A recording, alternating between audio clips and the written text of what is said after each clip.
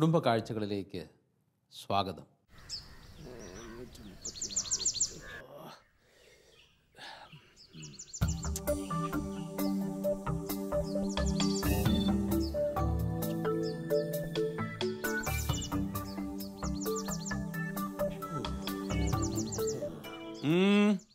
കടയടവാ, വൈകിട്ട് വന്നാ മതി. ഒരു കാര്യം പറയാനുണ്ടായിരുന്നു. 4 മണി കഴിഞ്ഞിട്ട് വരൂ. പോരാ, ഇപ്പൊ തന്നെ പറയണം. വല്ല മണ്ണെണ്ണയോ പഞ്ചാരയോ ഒക്കെ ആണെങ്കിൽ ഒക്കെ തീർന്നിരിക്കുക. പോയിട്ട് പിന്നെ വാ. ക്ലീറ്റസിയേട്ടന് എന്നെ മനസ്സിലായോ? നിങ്ങളുടെ മകൻ ചാൾസിന്റെ ക്ലാസ് ടീച്ചറാ. അവൻ 9ാം ക്ലാസ്സിൽ തോറ്റു. കരഞ്ഞോണ്ട് അവൻ സ്കൂളിൽ നിന്ന് ഇറങ്ങിപ്പോയത്.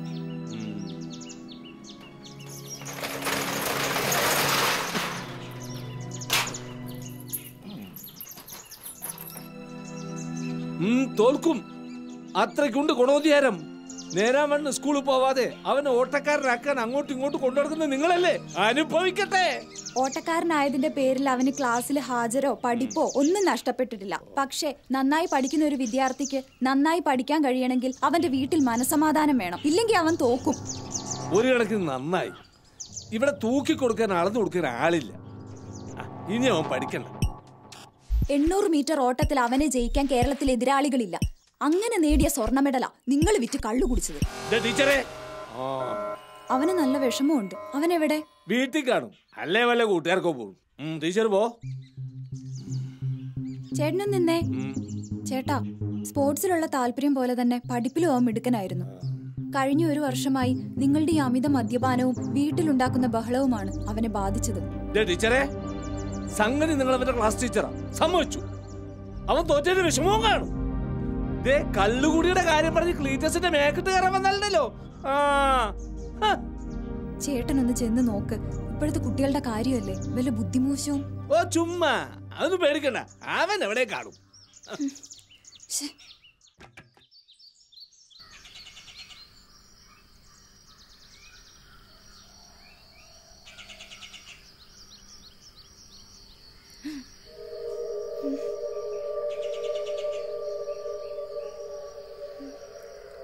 ചാൾസേ, ചാൾസേ, ഓടരുത്, നിക്കടാ. വേണ്ട ടീച്ചർ, ടീച്ചർ എന്റെ പുറകെ വരരുത്. ഞാൻ പോവാ.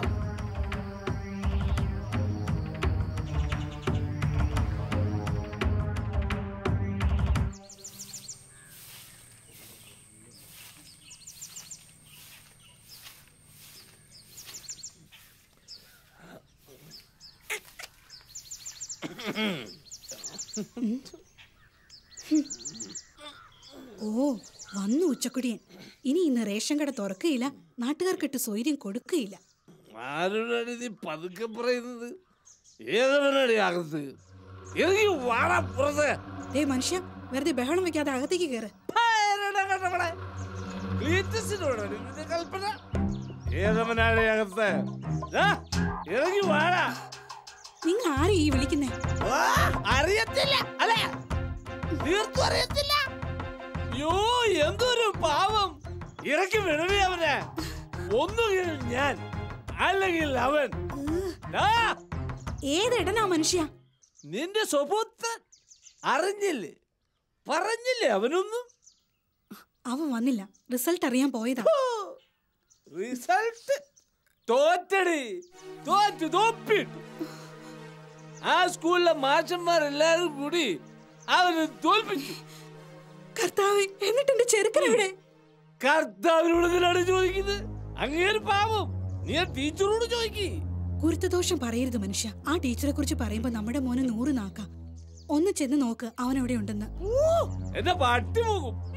അല്ലേ ആ ടീച്ചർ എന്നോട് പറയുവാ ഞാനാ ചാൾസിനെ തോൽപ്പിച്ചത്. എന്റെ ഈശോയെ, എന്റെ മോൻ എവിടെ പോയി? നാണക്കേട് ഭയന്ന് വല്ല കുളത്തിലോ പുഴയിലോ ചാടി ചാത്തി കാണും. പോകുമ്പോ അറിയാം. മേരി ചേച്ചി, ഈ പോഴത്തം പറയുന്നത് ചാൾസിന്റെ അപ്പം ക്ലീറ്റസ് അല്ല. കിലോമീറ്ററുകൾ താണ്ടി ബീവറേജിൽ നിന്നും അകത്താക്കിയ വിഷവാ. ഇവിടെ വന്നോ? യോ, എഴുതി വച്ചോടി. ഈ മാലാഖയുടെ സുവിശേഷം. ഞങ്ങൾ കുടിയന്മാരുടെ ഒരു കഷ്ടപ്പാടേ.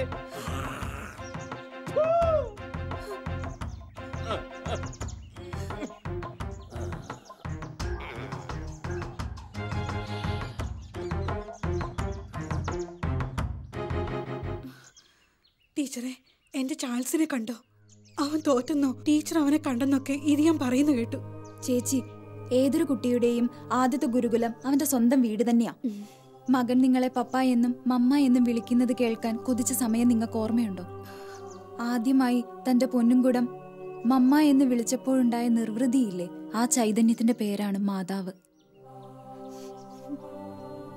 ഓ, അപ്പൊ മാതാവിന് 100 മാർക്ക്, എല്ലാ A+. കഷ്ടപ്പെട്ട് പോറ്റി വളർത്തുന്ന നമ്മൾക്കോ വട്ടപൂജ്യം. ഒന്ന് മിണ്ടാതിരി മനുഷ്യ. ശരിയല്ലേ ടീച്ചർ പറഞ്ഞത്? അപ്പ എന്നും അമ്മ എന്നും വിളിക്കുന്നത് കേൾക്കാൻ അവന്റെ ചുറ്റും വേവലാതിയോട് നടന്നിട്ടില്ലേ നമ്മള്? നിങ്ങൾ പറഞ്ഞു പഠിപ്പിച്ച വാക്കുകളെ അക്ഷരങ്ങളാക്കി എഴുതി പഠിപ്പിക്കുന്ന പണിയാണ് ഞങ്ങൾ ചെയ്യുന്നത്. അതുകൊണ്ടാണ് ഞങ്ങൾ പറയുന്നത്, കുട്ടികൾ നന്നായി പഠിക്കണമെങ്കിൽ, അവരുടെ സ്വഭാവം നന്നാകണമെങ്കിൽ മാതാപിതാക്കൾ അധ്യാപകരാകണമെന്ന്. ചേച്ചി, ചാൾസ് കുരുടിമലയുടെ ഭാഗത്തേക്ക് ഓടിപ്പോയി. കർത്താവേ, കുരുടിമലയോ? കുരുടിമല കയറി വേറെ തിരിച്ചിറങ്ങിയ ചരിത്രമില്ല. എന്റെ മാതാവേ. ചാൾസേ, മോനെ മോനെ മോനെ ചാൾസേ, മോനെ ചാൾസേ, ചാൾസേ,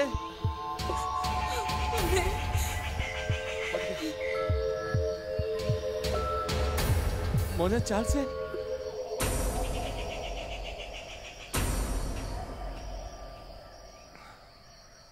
മോനെ ചാൾസേ. എടാ മോനെ ചാൾസേ, ഈ അപ്പനോട് ക്ഷമിക്കണം. തോറ്റാൽ എനിക്ക് സങ്കടമില്ല അപ്പ. വീണ്ടും പഠിച്ചാൽ ജയിക്കും. പക്ഷെ അപ്പൻ ഇങ്ങനെ ജീവിച്ചാൽ ഞാനെങ്ങനെ പഠിക്കും, ജയിക്കും? മോനെ ചാൾസേ, ഈ അപ്പനോട് പൊറുക്കണം. ഈ മലയിറങ്ങുന്ന പപ്പ ഒരു പുതിയ ആളാവും, തീർച്ച. വാ, വാ, നടക്ക്. വാ.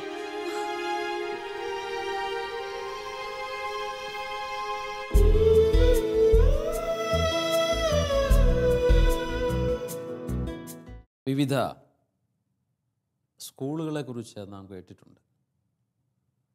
വിവിധ വിഷയങ്ങൾ പഠിപ്പിക്കുന്ന സ്ഥാപനങ്ങൾ ഇന്ന് നമുക്കുണ്ട്. വിവിധ യൂണിവേഴ്സിറ്റികളോട് ബന്ധപ്പെട്ട് ഒട്ടേറെ പഠന സാധ്യതകളുണ്ട്.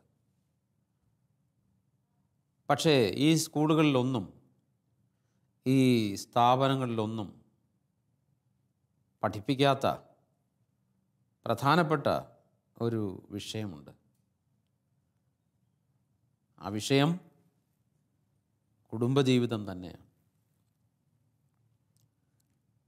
ഒരുപക്ഷെ കുടുംബജീവിതത്തോട് ബന്ധപ്പെട്ട ചില വിഷയങ്ങൾ വിവിധ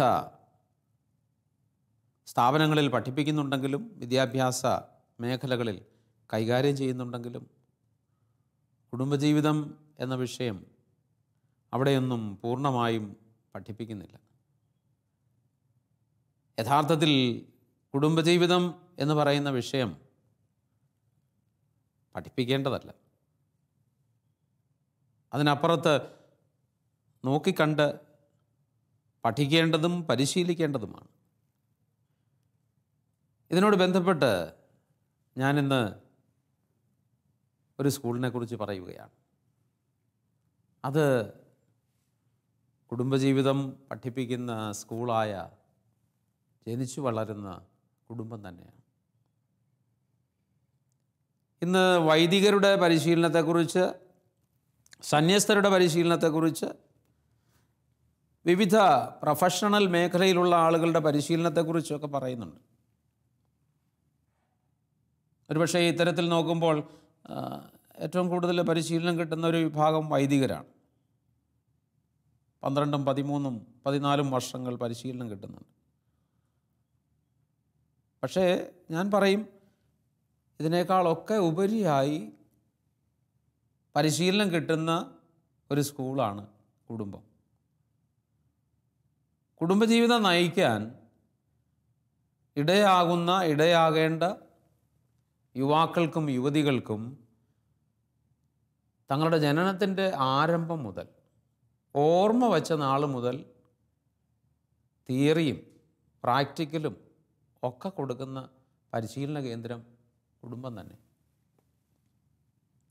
ഗുരുകുല വിദ്യാഭ്യാസം എന്നൊക്കെ നമ്മൾ പറയുമ്പോൾ കുടുംബജീവിതത്തെക്കുറിച്ച് അത് യാഥാർത്ഥ്യമാകുന്നത് സ്വന്തം കുടുംബത്തിൽ തന്നെയാണ്.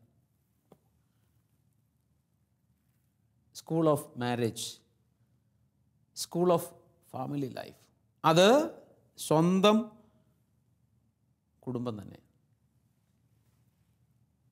പണ്ടും കുടുംബ പ്രശ്നങ്ങളൊക്കെ ഉണ്ടായിരുന്നു. വിവാഹ ജീവിതത്തിൻ്റെ ആരംഭത്തിൽ കുടുംബ പ്രശ്നങ്ങളുണ്ടായിരുന്നു. പക്ഷേ ഇന്ന് എണ്ണത്തിൽ, അതിൻ്റെ സ്വഭാവത്തിൽ കൂടുതലായി നമ്മൾ കാണുന്നുണ്ട്. ഞാൻ മനസ്സിലാക്കുന്നു അതിനൊരു കാരണം പണ്ടത്തെ യുവാക്കളുടെയും യുവതികളുടെയും രീതിയല്ല ഇന്ന്. പണ്ട് യുവാക്കളും യുവതികളുമൊക്കെ തങ്ങൾക്ക് ജോലി ഉണ്ടെങ്കിൽ തന്നെയും വീടിനോട് ബന്ധപ്പെട്ട സാഹചര്യങ്ങളിലായിരുന്നു. മാറി നിന്ന് ഹോസ്റ്റലിൽ നിന്ന് ജോലി ചെയ്യേണ്ടുന്ന ഒരു സാഹചര്യമൊന്നുമില്ലായിരുന്നു. പക്ഷേ ഇന്ന് ദീർഘ ദിവസങ്ങൾ വീട്ടിൽ നിന്ന് ഈ യുവത്വത്തിലായിരിക്കുന്ന മക്കൾ മാറി നിന്ന് ജോലി ചെയ്യേണ്ട സാഹചര്യമുണ്ട്. എന്ന് പറഞ്ഞാൽ വീട്ടിലായിരിക്കാൻ പറ്റുന്നില്ല. പണ്ടൊക്കെ നമുക്ക് കൂടുതൽ മക്കളുണ്ടായിരുന്ന കുടുംബങ്ങളുടെ സാഹചര്യമായിരുന്നു. ആ സാഹചര്യങ്ങളിൽ ഈ മുതിർന്ന ആളുകൾ ചെയ്യുന്നത് കണ്ടുപഠിക്കാൻ, വിവിധങ്ങളായ സാഹചര്യങ്ങളിൽ കൃത്യമായ തീരുമാനങ്ങൾ എടുക്കുന്നത് കണ്ട് മനസ്സിലാക്കാൻ ഇവർക്ക് സാധിച്ചിരുന്നു. ഇന്ന് അതിന് ഉള്ള ഒരു സാഹചര്യമില്ല. ഒരുപക്ഷെ സാങ്കേതിക വിദ്യയൊക്കെ ഇവർ അഭ്യസിക്കുന്നുണ്ടെങ്കിൽ അതിന് സഹായകമായ പല കാര്യങ്ങളും അവർ കണ്ടും കേട്ടും പഠിക്കുന്നുണ്ടെങ്കിലും പ്രധാനപ്പെട്ട ഈ കുടുംബജീവിതത്തിന് വേണ്ടുന്ന കാര്യങ്ങൾ കണ്ടുപഠിക്കാൻ, കേട്ടുപഠിക്കാൻ പറ്റുന്ന ഒരു സാഹചര്യം ഇല്ലാതെ പോകുന്നുണ്ട്. എന്ന് പറഞ്ഞാൽ വീട്ടിലായിരിക്കാനായിട്ട് സാധിക്കാതെ പോകുന്നു എന്നുള്ളതാണ്. മാതാപിതാക്കൾ അതുകൊണ്ട് വിവാഹത്തിന് മുൻപ് മക്കൾക്ക് ഇത്തരത്തിലുള്ള സാഹചര്യം ഒരുക്കുക എന്നത് വളരെ പ്രധാനപ്പെട്ട ഒരു കാര്യമാണ്. മാതാപിതാക്കൾക്ക് മക്കളോടുള്ള ബന്ധത്തിൽ നിന്ന് ഞാൻ മുമ്പ് പറഞ്ഞ വിവാഹ ജീവിതത്തിന് വേണ്ടുന്ന പാഠങ്ങൾ അവർക്ക് സ്വന്തമാക്കാൻ കഴിയേണ്ടതാണ്. എന്നെ ശ്രദ്ധിക്കുന്ന മാതാപിതാക്കളോട് ഞാൻ ഈ വിവാഹത്തോട് ബന്ധപ്പെട്ട്, മക്കളുടെ വിവാഹത്തോട് ബന്ധപ്പെട്ട് ഒരു കാര്യം പറയാൻ ആഗ്രഹിക്കുകയാണ്. നിങ്ങളുടെ മകനെ വിവാഹത്തിലേക്ക് നയിക്കുമ്പോൾ അപ്പനായ താങ്കൾക്ക് തലേദിവസം ആ മകനെ അടുത്ത് വിളിച്ചിരുത്തി ഇത്തരത്തിൽ ഉപദേശിക്കാൻ സാധിക്കണം.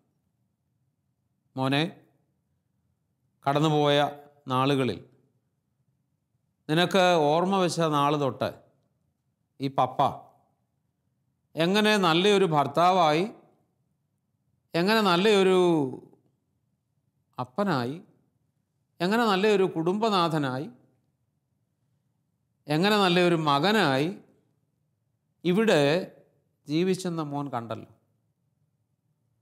അത്തരത്തിൽ മോൻ നിൻ്റെ പപ്പയിൽ നിന്ന് ഒരു നല്ല ഭർത്താവിനെക്കുറിച്ച്, ഒരു നല്ല അപ്പനെക്കുറിച്ച് ഒക്കെ മനസ്സിലാക്കിയ കാര്യങ്ങൾ നിൻ്റെ ഭാവി കുടുംബജീവിതത്തിലും യാഥാർത്ഥ്യമാക്കണമെന്ന് നെഞ്ചത്ത് കൈവച്ച് ആ അപ്പന് പറയാൻ പറ്റിയാൽ അതിനേക്കാൾ ആ മകന് കൊടുക്കാൻ പറ്റുന്ന നല്ലൊരു പാഠമില്ല. എന്നെ ശ്രദ്ധിക്കുന്ന അപ്പന്മാർക്ക് അതിന് പറ്റുമോ? നീ ഭാവിയിൽ നല്ല ഭർത്താവാകാൻ ആഗ്രഹിക്കുമ്പോൾ, നല്ലൊരു അപ്പനാകാൻ ആഗ്രഹിക്കുമ്പോൾ, നല്ലൊരു കുടുംബനാഥനാകാൻ ആഗ്രഹിക്കുമ്പോൾ ഈ പപ്പ ചെയ്തതുപോലെ ചെയ്താൽ മതി എന്ന് പറയാൻ പറ്റിയാൽ അതാണ് ഈ വിവാഹമെന്ന സ്കൂളിൽ നിന്ന് അതിൻ്റെ പ്രിൻസിപ്പളായ അപ്പന് ഈ മകന് കൊടുക്കാൻ പറ്റുന്ന ഏറ്റവും വലിയ പാഠം. പറ്റുമോ? പറ്റേണ്ടതാണ്. പക്ഷെ ചിലയിടങ്ങളെങ്കിലും ഇങ്ങനെയൊക്കെ നീ ചെയ്യരുത് എന്ന് പറയാനിടയാകുന്ന സാഹചര്യമല്ലേ ഉണ്ടാകുന്നത് എന്ന് ചിന്തിക്കേണ്ടതാണ്. കുടുംബനാഥകളെ ഞാൻ വിട്ടുകളയുന്നില്ല. കുടുംബനാഥയ്ക്ക് തൻ്റെ മകളുടെ വിവാഹ തലേന്ന് ആ മകളെ അടുത്തിരുത്തി ഇപ്രകാരം പറയാനായിട്ട് സാധിക്കണം: മോളെ, നീ നാളെ വിവാഹ ജീവിതം ആരംഭിക്കുകയാണ്. നീ വിവാഹ ജീവിതം ആരംഭിക്കുമ്പോൾ നല്ലൊരു ഭാര്യയായി, നല്ലൊരു അമ്മയായി, നല്ലൊരു കുടുംബിനിയായി, നല്ലൊരു മരുമകളായി ഒക്കെ മാറാൻ ആഗ്രഹിക്കുമ്പോൾ നീ വേറെ എങ്ങും നോക്കണ്ട. ഈ മമ്മി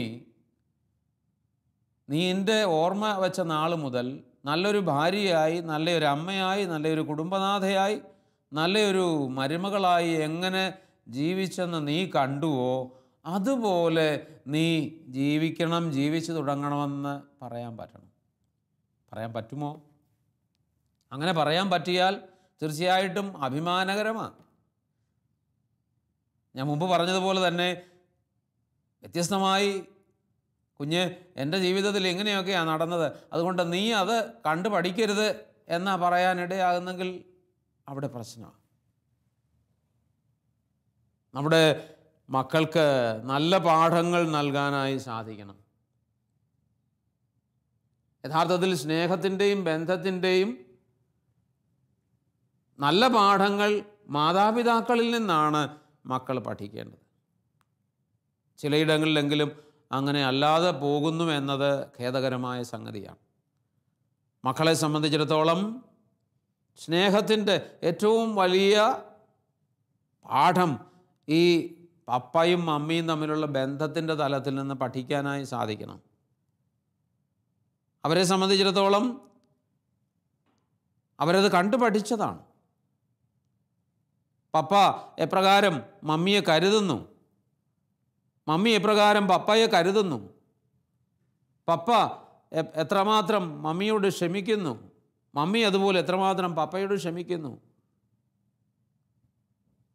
ഓരോരോ ജീവിത സന്ദർഭങ്ങളിൽ എങ്ങനെയാണ് ഇവർ ജീവിതത്തോട്, കുടുംബജീവിതത്തോട് ബന്ധപ്പെട്ട കാര്യങ്ങളിൽ തീരുമാനം കൈക്കൊണ്ടതും പരസ്പരം ചേർന്ന് നിന്നതും ഒക്കെ മനസ്സിലാക്കി ഈ മക്കൾക്ക് തീർച്ചയായും തങ്ങളുടെ ജീവിതത്തിൽ വലിയ മാതൃകകൾ സ്വീകരിക്കാനായിട്ട് സാധിക്കേണ്ടതാണ്. അതുകൊണ്ട് വീട്ടിലായിരിക്കാനായി മക്കൾക്ക് സാധിക്കുന്നില്ലെങ്കിൽ പോലും അവർ വീട്ടിലായിരിക്കുന്ന കാലഘട്ടങ്ങളിൽ ഉത്തമമായ മാതൃകകൾ മാതാപിതാക്കൾക്ക് നൽകാൻ സാധിക്കുക എന്നത് വളരെ പ്രധാനപ്പെട്ട കാര്യമാണ്. ഇത്തരത്തിൽ തങ്ങളുടെ മാതാപിതാക്കളെക്കുറിച്ച്, അവരുടെ സ്നേഹബന്ധത്തെക്കുറിച്ച്, അവരുടെ നല്ല മാതൃകകളെക്കുറിച്ച് വാനോളം പുകഴ്ത്തുന്ന എത്രയോ മക്കൾ നമുക്കുണ്ട്. പക്ഷെ അതുപോലെ തന്നെ മാതാപിതാക്കളുടെ ദുർമാതൃകകളെക്കുറിച്ച് വിലപിക്കുന്ന, ശപിക്കുന്ന മക്കളും നമ്മുടെ ഇടയിലുണ്ട്. ഭാവി കുടുംബത്തിന് രൂപം കൊടുക്കാൻ ആഗ്രഹിക്കുന്ന മക്കൾക്ക് മുൻപിൽ എപ്പോഴും ഒരു പ്രചോദന ശക്തിയായി ഈ മാതാപിതാക്കളുടെ സ്നേഹബന്ധം നിലകൊള്ളാനായിട്ട് ഇടയായിത്തീരേണ്ടതാണ്. അത്തരത്തിൽ മക്കൾക്ക് മാതൃക നൽകാൻ സഹായകമാകുന്ന ബന്ധവും സ്നേഹവുമാണോ മാതാപിതാക്കളായ നിങ്ങൾക്കുള്ളത് എന്ന് ചിന്തിക്കേണ്ടതാണ്. ഇന്നത്തെ ഈ ഒരു പങ്കുവയ്ക്കൽ അവസാനിപ്പിക്കുമ്പോൾ ഞാൻ പറയും, ഓരോ ഭർത്താവിൻ്റെയും ഭാര്യയുടെയും, ഓരോ അപ്പൻ്റെയും അമ്മയുടെയും ആ ഭാര്യാഭർത്തൃ ബന്ധം, കുടുംബ ബന്ധം അവരുടെ ജീവിതം മാത്രമല്ല, പിന്നെയോ വരും തലമുറകൾക്കുള്ള ദിശാബോധം നൽകുന്ന മാതൃകയുമാണ്. അതുകൊണ്ട് ശ്രദ്ധാപൂർവം ഭാര്യാഭർത്തൃ ബന്ധത്തിൽ, കുടുംബ ബന്ധങ്ങളിലായിരിക്കാൻ സാധിക്കണം. എൻ്റെ കുടുംബജീവിതത്തെ, ഞങ്ങളുടെ ഭാര്യാഭർത്തൃ ബന്ധത്തെ ഞങ്ങളുടെ മക്കൾ നോക്കിക്കാണുന്നു, അവർ നോക്കിക്കണ്ട് അവരുടെ ജീവിതത്തിൽ അത് പകർത്തുന്നു എന്നുള്ള ഒരു ബോധ്യം വേണ്ടത് മാത്രം ചെയ്യാനും അരുതാത്തവ ജീവിതത്തിൽ നിന്ന് ഒഴിവാക്കാനും മാതാപിതാക്കൾക്ക് പ്രേരകമാകും എന്നത് പ്രധാനപ്പെട്ട കാര്യമാണ്. ഇവിടെ എല്ലാം ഭാര്യാഭർത്താക്കന്മാർക്ക് ഉണ്ടാവേണ്ടത് വിവേകമാണ്. വിവേകമാണ്, ഒപ്പം ജ്ഞാനമാണ്. ഉന്നതത്തിൽ നിന്ന് ശക്തി ഉണ്ടാവണം. ഉന്നതത്തിൽ നിന്നുള്ള ഇടപെടൽ വഴിയാണ് ഈ ഭാര്യാഭർത്തൃ ബന്ധം രൂപപ്പെട്ടതെങ്കിൽ മക്കൾക്ക് മാതൃക നൽകുന്ന വിധത്തിൽ ഇവരുടെ പെരുമാറ്റത്തെ അവർ രൂപീകരിക്കാൻ തക്കവിധം ദൈവത്തിൽ നിന്നുള്ള ഇടപെടൽ, ദൈവത്തിൽ നിന്നുള്ള ജ്ഞാനം ഇവർക്ക് ലഭിക്കണം. അതാണ് ഇവരെ വിവേകപൂർണമായിട്ട് പെരുമാറാൻ, പ്രവർത്തിക്കാനായിട്ട് സഹായിക്കുന്നത്. അത്തരത്തിൽ മക്കൾക്ക് മുൻപിൽ മാതൃകാപരമായി ഭാര്യാഭർത്തൃ ബന്ധവും കുടുംബജീവിതവും നയിക്കുന്ന എത്രയോ കുടുംബങ്ങൾ നമുക്കുണ്ട്, എത്രയോ ദമ്പതികൾ നമുക്കുണ്ട്. അത്തരത്തിലുള്ള ഒരു കുടുംബത്തെ നാം ഇപ്പോൾ പരിചയപ്പെടുന്നു. അവരുടെ വാക്കുകൾ കുടുംബജീവിതം നയിക്കുന്ന മറ്റെല്ലാവർക്കും പ്രചോദനം നൽകട്ടെ എന്ന് ഞാൻ പ്രാർത്ഥിക്കുകയും ആശംസിക്കുകയും ചെയ്യുന്നു.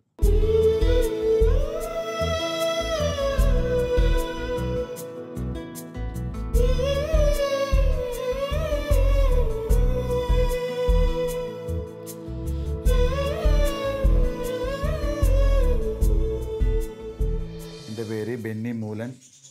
എൻ്റെ വീട് ആലുവ അശോകപുരം. എൻ്റെ ജോലി പാട്ട് പാടുന്നതാണ്. ധ്യാനങ്ങൾക്കും കൺവെൻഷനുകൾക്കെല്ലാം ഗാനശുശ്രൂഷ നയിക്കുന്നതാണ് എൻ്റെ ജോലി. 18 വർഷത്തോളമായി ശുശ്രൂഷയിൽ. 18 വർഷങ്ങൾക്ക് മുമ്പ് എനിക്കൊരു ജീവിതമുണ്ടായിരുന്നു. ദൈവത്തെ മറന്ന്, കുടുംബത്തെ മറന്ന്, മദ്യത്തിനും മയക്കുമരുന്നിനും കൂലിത്തല്ലുമായി ജീവിച്ചിരുന്നൊരു കാലം. ജീവിതം തന്നെ വഴിമുട്ടിപ്പോയൊരവസ്ഥയിൽ പുതിയൊരു വഴി തുറന്നു തന്ന് എന്നെ രക്ഷിച്ച എൻ്റെ ദൈവത്തെ എത്ര നന്ദി പറഞ്ഞാലും മതിയാവില്ല. ഇപ്പോഴും അറിയപ്പെടുന്ന ഒത്തിരി അച്ഛന്മാരുടെ കൂടെ ശുശ്രൂഷ ചെയ്തു പോകുന്നു. ഒത്തിരി സമാധാനവും സന്തോഷവും ഉണ്ട് ശുശ്രൂഷയിൽ നിലനിൽക്കുമ്പോൾ. ഒത്തിരി പ്രശ്നങ്ങളിലൂടെയും ദുരിതങ്ങളുടെയും മുമ്പോട്ട് പോയപ്പോൾ അതെല്ലാം തരണം ചെയ്യാനുള്ള ശക്തി ദൈവം തന്നിട്ടുണ്ട്. ആ പ്രശ്നങ്ങളുടെ നടുവിൽ നിന്നുകൊണ്ട് ദൈവത്തെ മഹത്വപ്പെടുത്തി ശുശ്രൂഷ ചെയ്ത് പോരുവാൻ ഇതുവരെ ദൈവം എന്നെ അനുവദിച്ചിട്ടുണ്ട്. ഒത്തിരി നന്മകൾ എൻ്റെ കുടുംബത്തിന് ഏകിയിട്ടുണ്ട്. എൻ്റെ കുടുംബം ഞങ്ങൾ 5 പേരാണ്. 2 ആണും 3 പെണ്ണുങ്ങളും.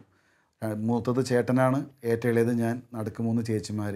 അപ്പച്ചനില്ല, അമ്മച്ചി ഇപ്പോൾ എൻ്റെ കൂടെയുണ്ട്. പിന്നെ എൻ്റെ ജീവിത പങ്കാളി എൻ്റെ ഭാര്യ അനിത. എനിക്ക് 3 മക്കളാണ്, 3 ആൺകുട്ടികളാണ്. Zion, Hebron, Sharon.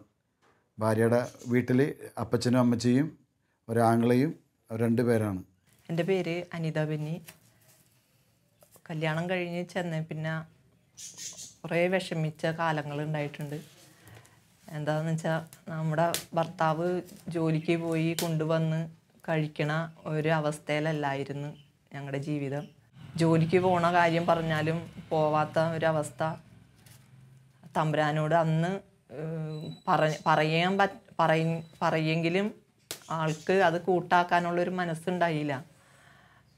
അത് കഴിഞ്ഞ് തമ്പുരാനോട് വിഷമിച്ച് പ്രാർത്ഥിച്ചതിൻ്റെ ഒരു ഇതായിട്ട് കൂടുതൽ തമ്പുരാനെ അടുത്ത് തമ്പുരാൻ്റെ അൽത്താരയോട് ചേർന്ന് നിന്ന് ശുശ്രൂഷ ചെയ്യാനുള്ള ഒരു അനുഗ്രഹം തമ്പുരാൻ തന്നു. ധ്യാനത്തിന് ജോസ് പുലിക്കൂട്ടിൽ എന്ന് പറഞ്ഞൊരു ബ്രദറിൻ്റെ കൂടെ ധ്യാനത്തിന് പാടാൻ പോയി.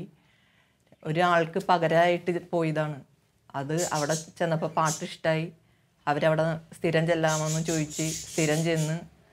എന്നാലും ഇടയ്ക്ക് ധ്യാനത്തിന് പോണതിന് മുമ്പും 2 ദിവസം മുമ്പ് വലിയും കുടിയും നിർത്തും.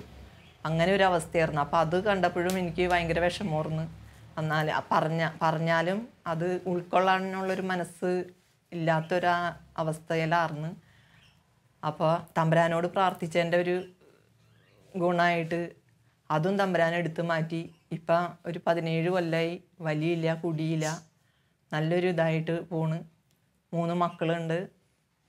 അവരുടെ കാര്യങ്ങൾ മൂത്തവനെ പ്രസവിച്ച് കഴിഞ്ഞാൽ അവൻ്റെ കാര്യങ്ങൾ നോക്കാനാ അങ്ങനെയുള്ളൊരു ഇത് ഉണ്ടായില്ല. പിന്നെ താഴെയുള്ള മക്കൾ ഇപ്പോൾ മക്കളുടെ കാര്യം കഴിഞ്ഞിട്ടുള്ളൂ കാര്യങ്ങളൊക്കെ. അത് തമ്പുരാൻ തന്ന വലിയ ഒരു അനുഗ്രഹമായിട്ടാണ് ഞങ്ങൾ കരുതുന്നത്. ഇതിൻ്റെ ഇടയിൽ ഒത്തിരി വഴുക്കുകളും ഇതൊക്കെ ഉണ്ടായിട്ടുണ്ട്. എന്നാലും തമ്പുരാനെ കൈവിട്ടില്ല. ഉള്ളിൻ്റെ ഉള്ളിൽ കർത്താവേന്ന് വിളിച്ചാൽ ആ വിളി കേൾക്കുന്നുണ്ടെന്നുള്ളത് എൻ്റെ തെളിവാണ് ഇപ്പം ഞങ്ങളിവിടെ ഇരിക്കുന്നത്.